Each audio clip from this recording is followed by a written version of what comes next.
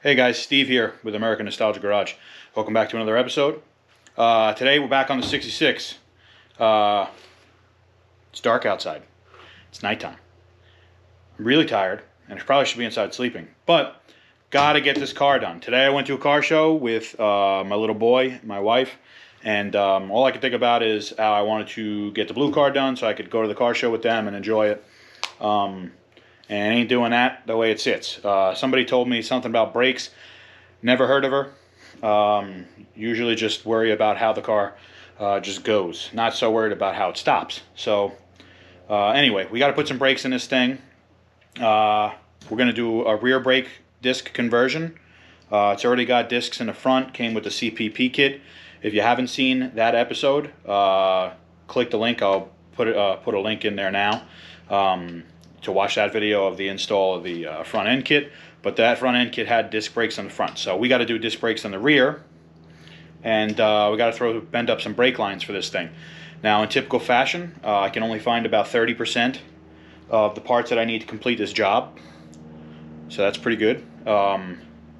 So I've got to look for, what is it? Yeah, I got to look for the other 30% to make up the. Well, I've got to find the other parts that I need to put this together. I don't know where they are. And if you guys watch any of the other episodes, you watch the channel, you can usually tell that I am an absolute mess. It's not going to always stay like this, I promise. No, I don't promise. But I got to find some of these parts, and then anyway, we're going to put some brakes in this thing. So let's get started. All right, we're underneath the car. I don't know. I'm pointing at it, but I don't know if you could tell. So we're going to do the disc brake conversion first, just so I can get all the solid points of the brakes complete. I know where everything's going to go, and then I'll run some brake lines to everything. So we got to pop these wheels off, but I thought I'd take an opportunity to show you this. So we have a 10 bolt. I don't mind that wire just hanging out in front of your face there. We have a 10 bolt. And everybody hates these things, and there's a reason for that. It's because they can break really easily, at least compared to the 12 bolt. These actually aren't that bad, but you'd rather have the 12 bolt, let's put it that way. You can tell that it's a 10 bolt because it's got 1, 2, 3, 4, 5, 6, 7, 8, 9, 10 bolts, and it's got the smaller ring gear inside, and it's just all overall weaker than a 12 bolt, which would look just a little bit different. But anyway, this is what we have. The disc brake conversion kit that I have fits a 10 or 12 bolt, so if I actually switch this out for a 12 bolt, it'll still fit. Anyway, we've got to get this diff cover off and the wheels off, and then I'll show you what we're going to do from there. All right, we got the wheels off. Well, I'm extremely efficient because I only put 2 lug nuts on each wheel, which is good because that's all you need. So wheels are off, drums are about ready to almost be taken apart, but wanted to show you this. Had to straighten out this mint diff cover because actually wasn't me, believe it or not. Somebody crushed this this cover, and it was all bent out of shape, but now, as you can see, it's absolutely perfect. It is perfect. So we'll pop that off, and then we'll start moving forward.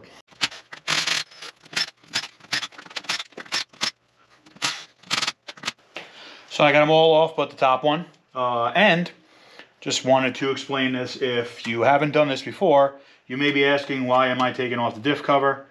Actually, it's because in order to take off the complete drum brake assembly, that comes with the backing plate. The backing plate from the drums and backing plate from disc brakes are different. And those have to come off entirely, and they're bolted to the end of the axle tube. Now notice I mentioned axle. The axle goes through that backing plate. The only way to get that whole disc drum brake assembly off is to pull the axle out completely, drop the disc drum brakes, put the disc brake assembly on, and then slide the axle back in. So I have to pull the axles out. In order to do that, I have to release a, it'll either be a pin or a C-clip that's in here. Once we get in there, we'll know.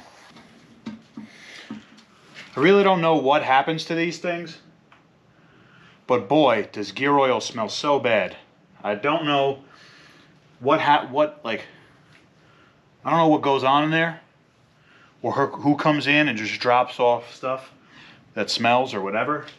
But something happens in here in the life of the rear end that makes it smell bad. This pin has to come out. Let's do this. Okay.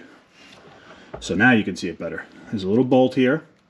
Take this bolt out, and when you do that, this cross pin will pull all the way out. Once it pulls out, then I can turn a little bit more, and in here, if you look real close, you can see that is the end of the axle shaft. What I'm going to do is, once that pin is out, see the pin is right in the middle? Once that pin is out, each one of the axles will be able to come further in, whatever that is, say about a 1/2 inch. I'll do one at a time. I'll push the axle in. There'll be a C-clip that I'll be able to remove, which is what retains the axle. Just so you guys know, if you break any of those, if you break an axle and you have one of these C-clip setups, you're going to end up sending a wheel down the highway. So these aren't the greatest, and they have eliminator kits for this. But anyway, I'll show you when we get to it. But that's what we're taking out. So we got to take that cross pin out now, and then we'll move on from that. All right, let me show you what I'm talking about here. So anyway, this is the bolt. Slide it back, and now push that cross pin out. You see this cross pin is coming out now? Now, I just turn it so that I can get to it. I'm going to pull that cross pin all the way out. All right, cross pin is out. It's down here. It was a little bit of a pain to get out, but it's out.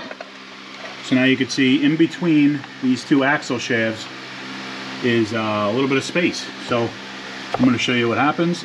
I'm going to take my hand.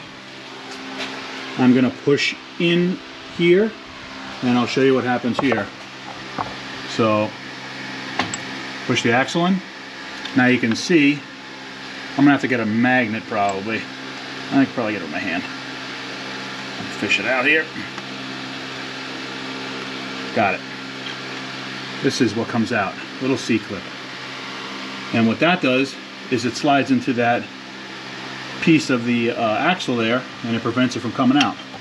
So now I'm gonna do the opposite. I'm gonna take the axle, I'm gonna pull it out, and you're gonna see it pop out here. Give me a second here. Yep, and there it goes. Now the axle is completely out. Pop it out. Just like that. Pretty easy stuff, believe it or not. I mean, you saw, I'm able to do it. So what does that tell you? Now I will tell you, it looks like I need axle seals. So probably not going to get to finish this tonight.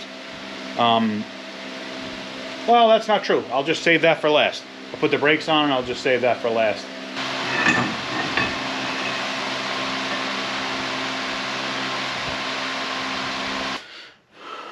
Alright, we're going to take these drums off on each side.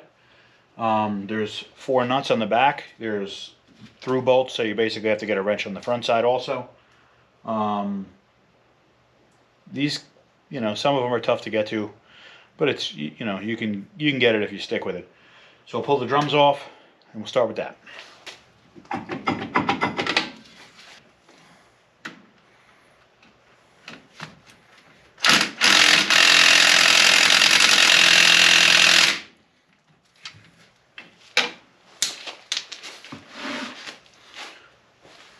Coming right off.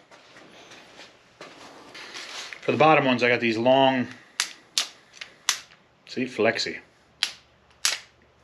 Flex head ratcheting wrenches. They're great. There's a huge caterpillar right here.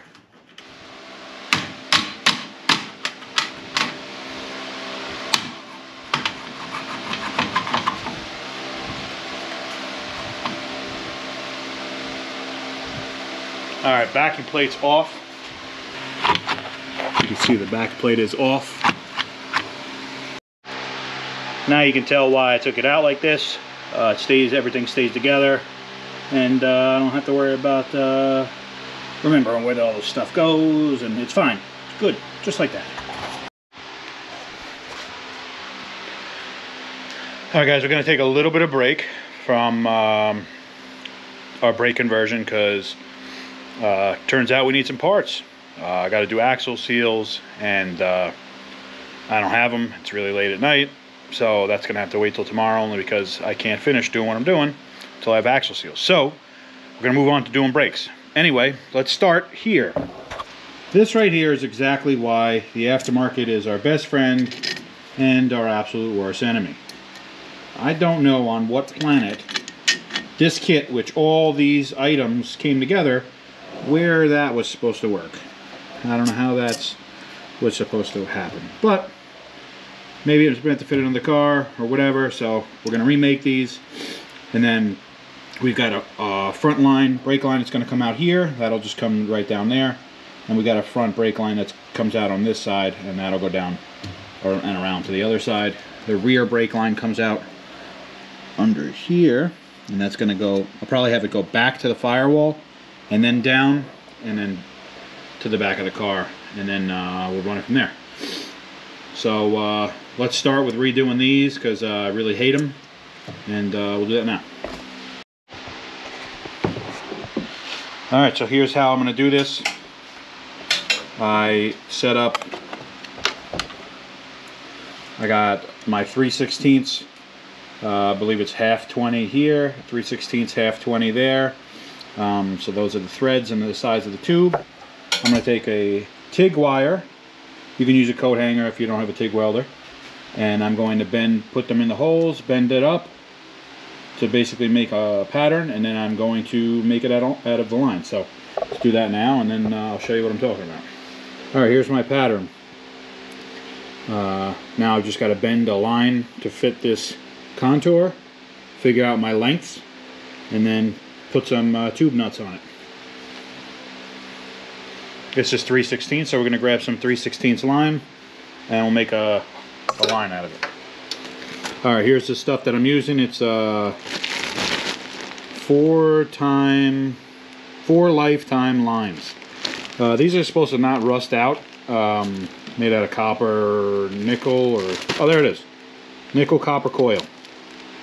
Here's the coil part, just in case you were wondering. This is really easy to bend and really easy to flare, so that's why we're using it. It also doesn't rust, so plus it looks cool, you know. Alright, here's our line. I know it's long, but I put the tube nuts on first so you don't forget it. Made sure I pointed them the right way. I'm going to cut them real short and then crimp these, and then we're good to go. Alright, here we go. Finished product. They're not tight, but they're in there. This is for the rear. It'll feed the rear back here underneath. And then this is for the front. It'll feed this one and this one, which will go down. Anyway, brake lines are a pain in the butt. But when you have a tool like this that does magic, they're a whole lot easier. So this actually didn't take so long. This is like a $300 tool. But if you do enough brake lines, like I do, it's worth buying. Which is why I borrowed it from my friend. Alright, next thing I'm going to do, since I'm up here and I'm standing right here by this wheel, is I'm going to do this outlet, which is going to go to this wheel.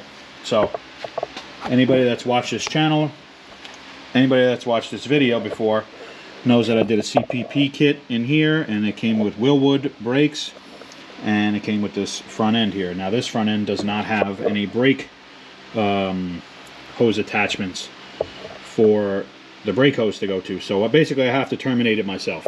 So what I'm going to do first is I'm going to turn the wheel like I did to the position where the brake line would be stretched the most, and then I'm going to kind of load. Don't mind this, don't mind, just don't mind it.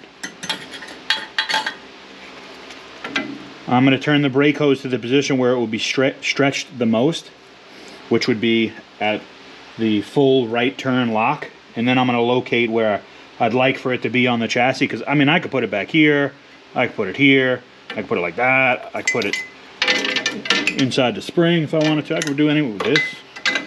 But what I want to do is I want the hose to go down like this and loop back up, and I want it to come to here.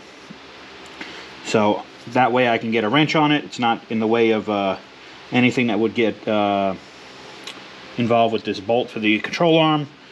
And then I'm going to get some brackets for this, and I'm going to, you know, I'll rivet them in or screw them in so I don't have to cut back the paint and weld it.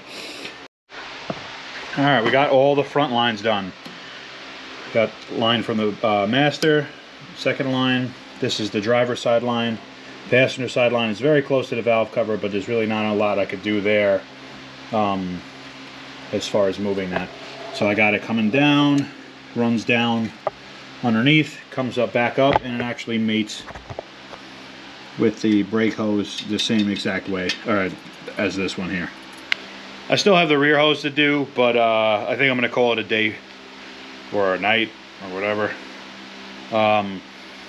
You know, you're done working when, you know, you do more yelling at the tools and just doing one of those, staring at the ceiling, or you just start like for no reason, which is what's been going on here. So I'm definitely done for the night. I'll do the rear line tomorrow. I'm going to pick up the axle bearings, the axle seals, and we'll finish up the line and the conversion tomorrow. So see you then. All right, so it's another day.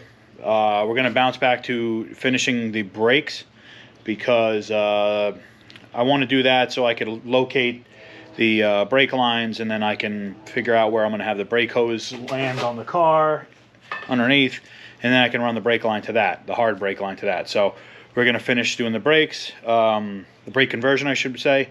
I got all the parts, so I spent, I don't know, like probably $100 on something that should cost nothing to do. So whatever, but let's get it done. All right, we got to start by pulling out these seals, and in there's a bearing, and we got to pull those bearings out. We're going to put new bearings in. Don't ask me why I bought new bearings. Well, actually, you can ask. These look like there's some water intrusion. That, see how it's like orange looking? That usually means that there's been some water in there, because it's like rust water. So new seals, new bearings, and then we can throw the brakes on, and then we're good. All right, the bearings are usually, the seals are usually kind of easy to get out. Usually can get them out by doing something like that. Pry bar, just, you just hit it. The bearings are not the same. The bearings, you can use a puller tool. They have a specific tool, which I just bought for like $20 at the, the Harbor Freight store, the train store. So, all right, so here's a Harbor Freight tool. It's attached to a slide hammer, and all it is a little thing that, oh, this bearing is gone. I did not see that at first. Look at this. These are pieces. Not good. All right, we got to get all of those out. So you got to get the tool back behind the bearing, which in itself can be a little bit of a trick. And you kind of tighten up this nut here.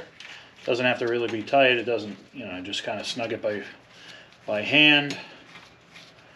And then pretty easy. You take your slide hammer and you pull, and there it is.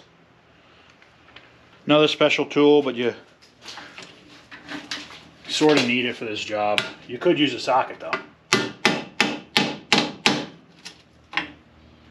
You want to make sure this goes in straight, so this is kind of important.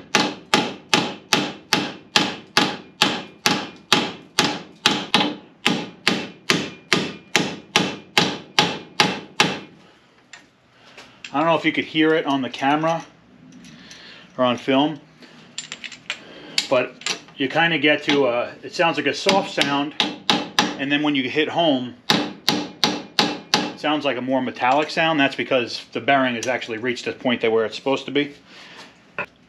By throwing a seal in there, we're going to do the same thing.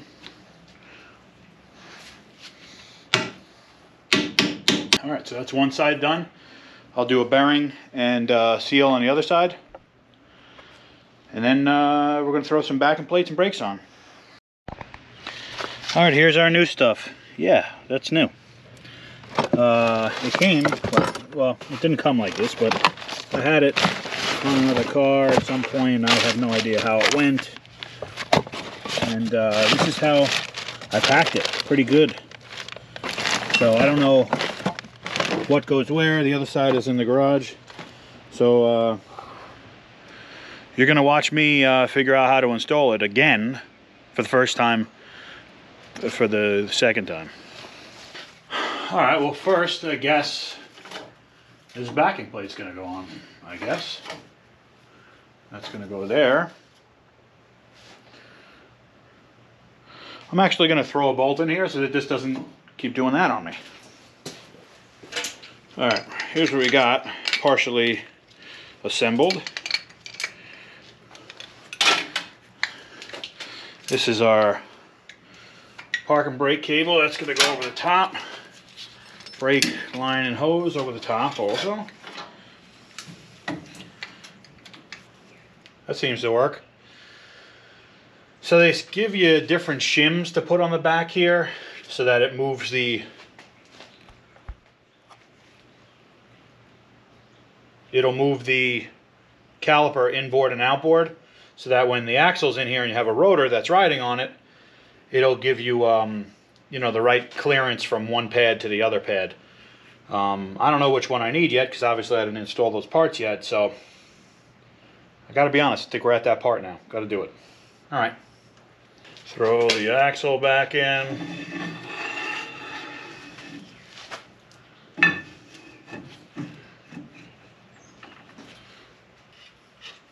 All right, so I got the caliper bracket installed with no shims at all. And I got the rotor mocked on there, so now I can throw the caliper up, mock it into place here. And it's definitely going to need substantial shimming to go that way. I'll show you. If you look, I can get my finger in this side where the first brake pad would go. And I can't get anything in here. I can't get my finger in there even. So this bracket has to go that way a lot. All right, well, 10 hours later and 17th time's the charm. Let me show you what I was working for this whole time. Okay, now you can see how I can get approximately a finger in there and about a finger in there. So the caliper is centered on the rotor. So really, all that work just for that. So let me throw some pads in it and then tighten everything down and do the other side. All right, one side completely finished. Just got to do the brake lines, which I said we were going to do last. Don't mind the rust. It'll come right off. Little update. The other side, the wheel bearing that I got is the wrong size. It's in the correct box, but it is not the right bearing. So I've got to go back and get another one, probably tomorrow, because I want to get this video out for you guys. So, got to get another bearing, and then we're going to throw that other side together. We'll do some brake lines, and then we almost got brakes in this thing. So, I'm going to go inside, spend some time with my family, and I'll catch up with you guys tomorrow. Well, guys, we're going to take a short break from the Nova just to take a minute to give thanks. This is usually about the time of the video where I would ask you guys to like and subscribe to the channel. Instead of doing that, I'm going to take this moment to thank our servicemen and women of our United States military who allow us to have the freedoms that we have. I'm filming this on Memorial Day weekend, and I'd just like to take a minute to thank all of our members of our military that allow us to even have YouTube channels and have hot rods and have all the freedoms that we have today. So if everybody could do me a favor and thank a veteran this weekend, that would be fantastic. Back to the work. All right, new shirt, which means I may have showered, and it may be another day. Maybe it's not, I don't know. And I'm not serving pizza here. I got our diff cover with a new gasket on it, some RTV. We got our new wheel bearings on both sides. We got our new axle seals on both sides. I got the, I guess you call them spider gear retainer pin in. And I got our bolt back in there. Let's see. You can see them in there. I don't know if you can see it from there. And we're going to go throw our diff cover on so we get this never-endless job done. I still don't think I'm going to get it done today because, again, I'm being summoned inside, trying to get all this stuff done after work every day, and it's tough. So I'm going to throw this diff cover on. I'm going to see if we can get, you know, some other stuff done, and then we're going to call it a day. All right, let me show you how I started the brake line. All right, the rear brake line starts right there. I'm going to have it come back by the booster, run down the firewall, take a turn. It's going to be cushion clamped to the frame here.